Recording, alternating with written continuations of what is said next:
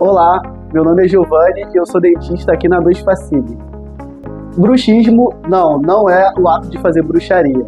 Bruxismo é o ato de apertar ou ranger os dentes, que pode ser causado tanto durante o sono quanto durante o dia.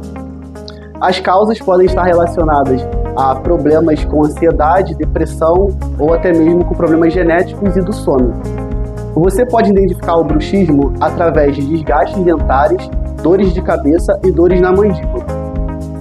Mas é essencial a avaliação de um dentista qualificado para identificar a causa raiz do problema e oferecer o melhor tratamento possível. Se você já percebeu algum desses sintomas, agende uma consulta conosco, pois estamos prontos para atender da melhor maneira possível. E na 2 Facili não fazemos bruxaria, aqui é fácil falar de sorriso.